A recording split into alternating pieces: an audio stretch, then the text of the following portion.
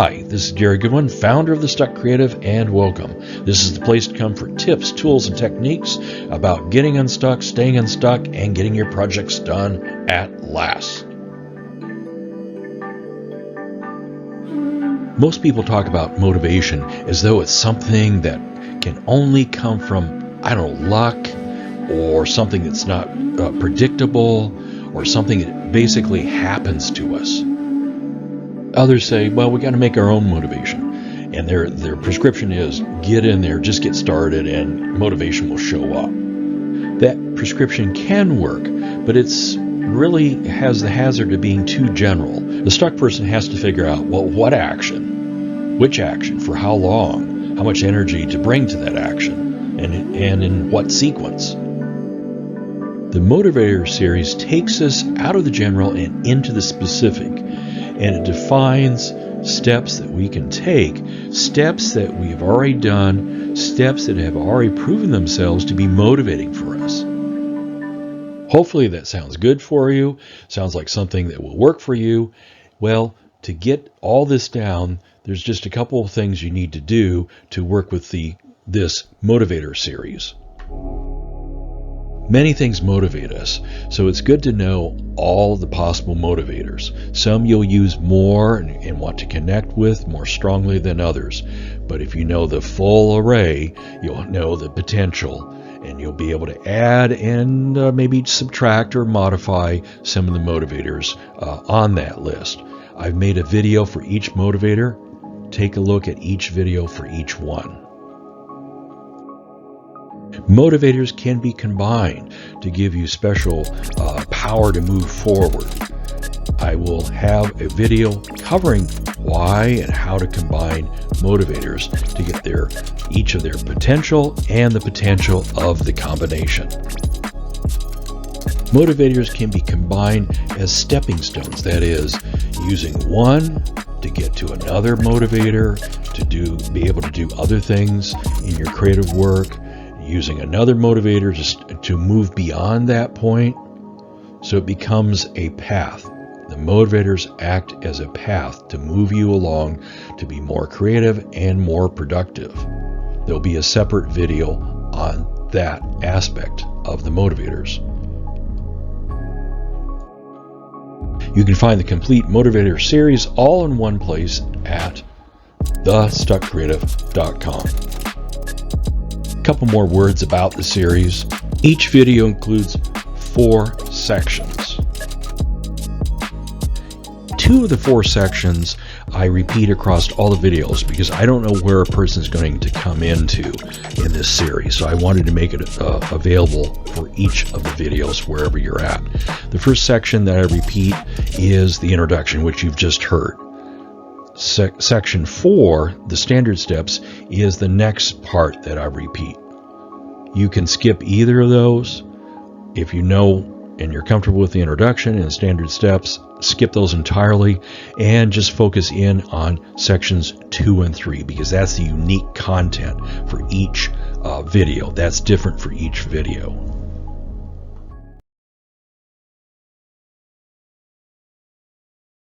The Reconnecting Moment Motivator defined what it looks like, its characteristics. What we do is quite simple. If someone looked at us doing what we do in this reconnecting moment, they wouldn't see much. This doing usually is just a couple steps. For the casual observer, they've just seen you do something simple. They've seen you do a couple steps to do this. But for you, it's a big experience. For you, it's a way to reconnect with that which you've worked on for a long time, that which you love to your core, and it's also a reminder that this is beyond us. We don't really understand what this magic is all about, but it's real because you feel it, and you feel it many, many times when you do this simple thing and you do the simple steps. Here are a couple of examples. It's not going to cover every creative's interest, but the examples should be enough so that you can spot in your own activities, your own approach, where this sort of moment occurs.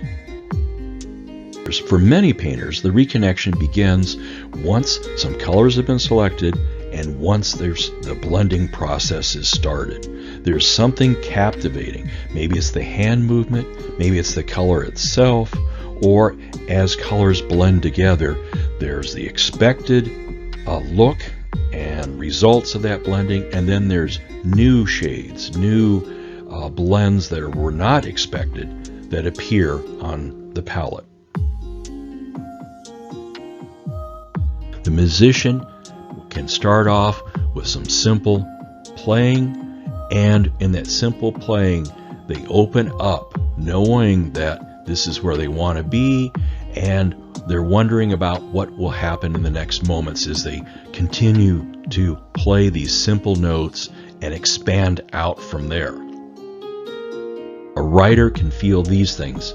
They can feel that they're in their favorite location, hot cup of coffee in their hand, the laptop is open, and they've launched their favorite writing app.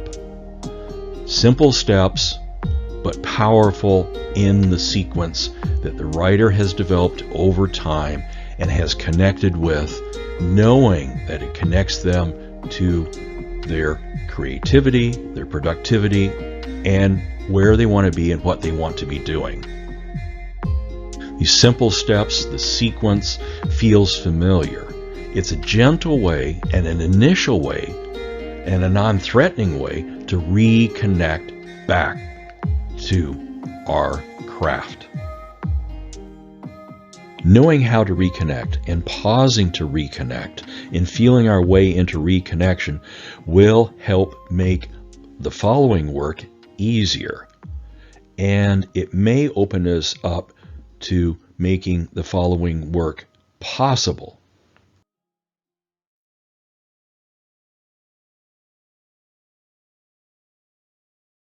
The first tip is the next time you're getting down to work, observe yourself, observe what you're trying to do, observe what you want to do, and observe, don't overlook the present moment.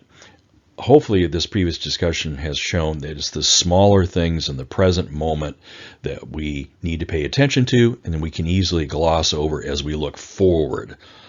We can't and shouldn't do that because precious things are found in that present moment. So be alert today, tomorrow, the next day. What is it that you want to do, that you enjoy, that has, signs, has indicators of the following type? Look for actions that are pleasurable. They can be short, but still have elements of pleasure within them. Don't look too hard because you'll skip over that which you're looking for, and it's usually found in the simple and in the brief act. This moment is usually found in a core action that we have to take to make any progress, to make any start. It's something we can't skip over.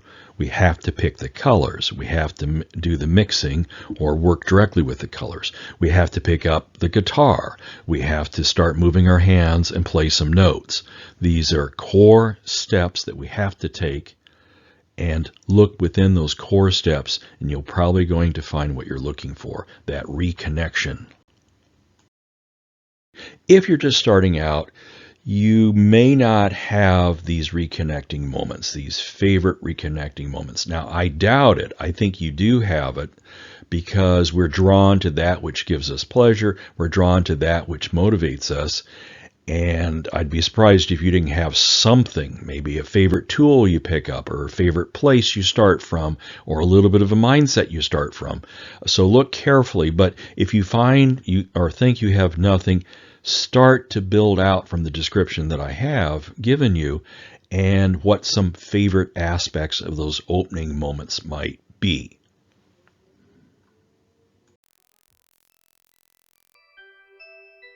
You're going to see that the steps are simple, but let me give you the overview of what the steps are doing. Using the description of the Motivator, you're going to search in your past, in your memory, of when you've been motivated by that motivator. You're going to think of them as a small story, a short story, a brief story that you can practice, that you can recall, that you can stay connected to. And when you need to be motivated, maybe you need to get something started, maybe you need to jump back into something, maybe you feel lost, you bring up that which has motivated you in the past. You bring up these stories, you rehearse them, they still have heart to them, you understand them, you know they're from your life, and you feel them again to fire up new motivation.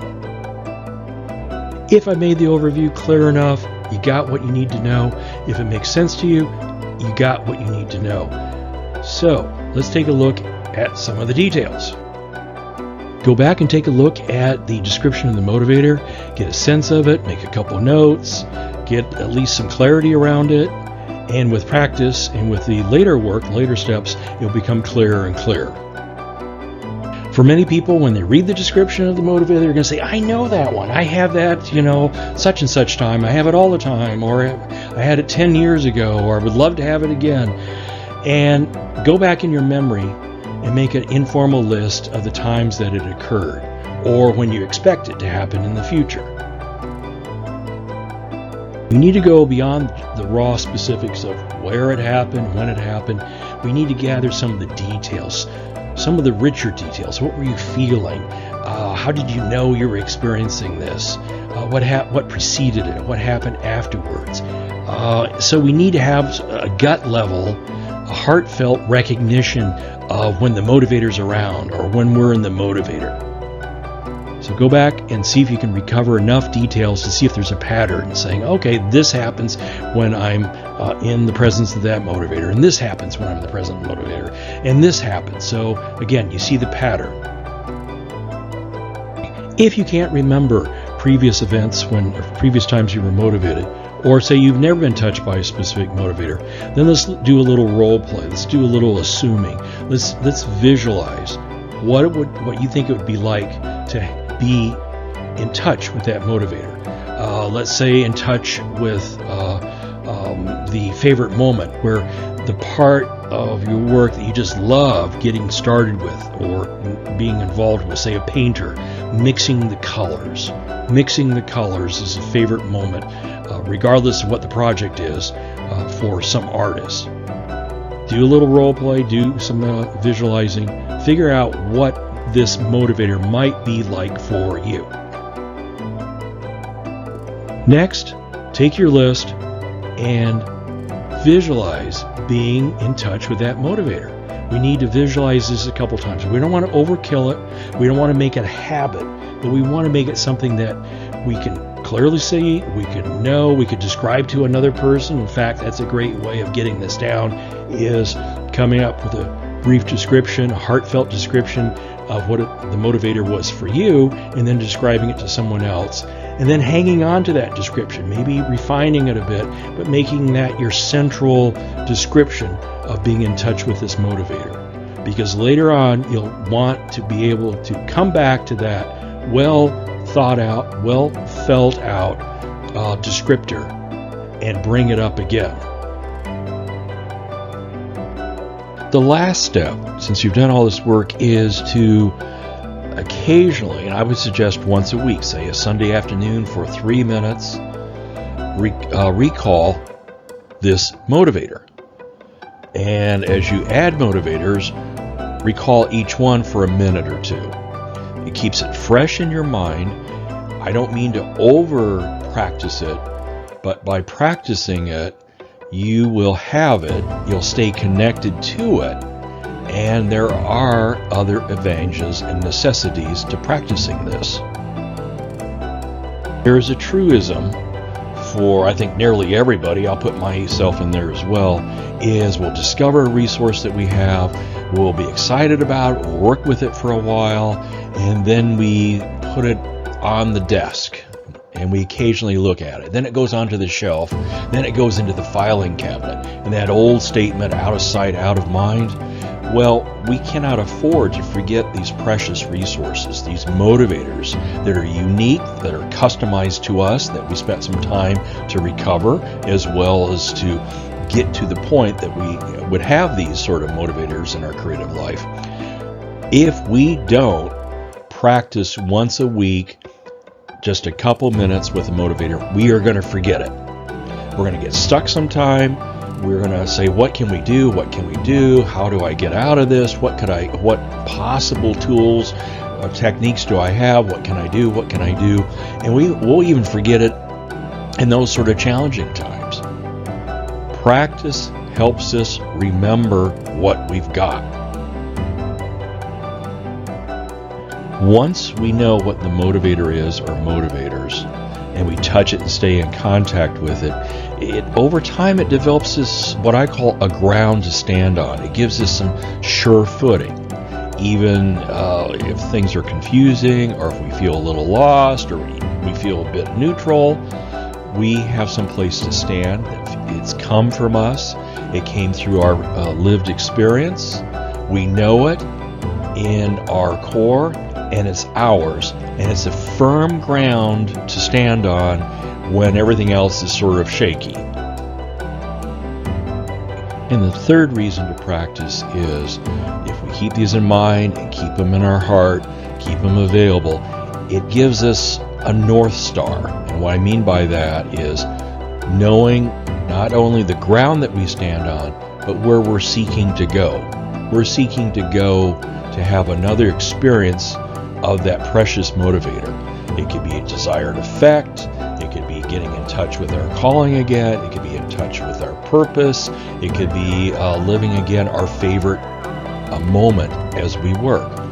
Those are the things, in the midst of not knowing what to do next, or being a little distracted or whatever, we know the North Star, what we're headed towards. And we can return, and we can feel, and we can navigate, and we get ourselves back on track by moving towards these motivators, because they're key, they're positive, and they build us, and they help us be stronger. Okay, enough said about that. Just like Van Gogh is heading off to do some painting, I need to let you head out and do your creative work. You will find the rest of the series and more at thestuckcreative.com. Find what you need there, tips, tools, and techniques for getting unstuck, getting going, getting your project done at last. This is Gary Goodwin, founder of The Stuck Creative, and thank you very much for being here. See you next time.